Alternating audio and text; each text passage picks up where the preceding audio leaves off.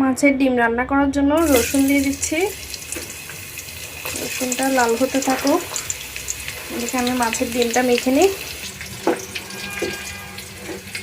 পেঁয়াজ কুচি দিয়ে দিচ্ছি, টমেটো, হলুদের গুঁড়া, মরিচের গুঁড়া। মাছের ডিমে মরিচের গুঁড়া একটু বেশি দিতে হয়, সেজন্য মরিচের গুঁড়াটা একটু বেশি দিয়েছি। তারপর ধনিয়ার গুঁড়া, লবণ, হাত দিয়ে ভালোভাবে মেখে নিব।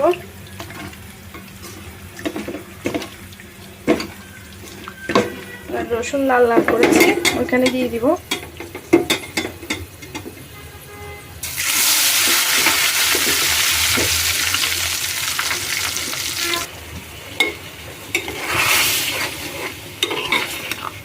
যে পাতিলে মাছের ডিমটা মাখিয়েছি সেই পাতিলটা ধুইয়ে সামান্য একটু পানি দিয়ে নিয়েছি। এবার সব কিছু নেড়ে চেড়ে দিয়ে ঢাকনা দিয়ে রান্না করে নিব।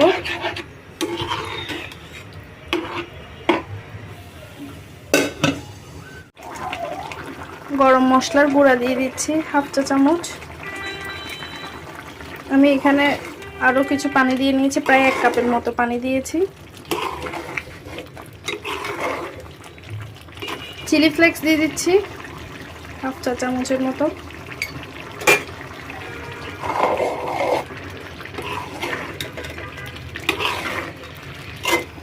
এবার দিয়ে দিচ্ছি পেঁয়াজ পাতা আর ধনিয়া পাতা কুচি দিয়ে আবারও নেড়ে চেড়ে দিচ্ছি। ঢাকনা দিয়ে চুলার আঁচটা একদম ছোট করে দিয়ে আরও কিছুক্ষণ রান্না করে নেব।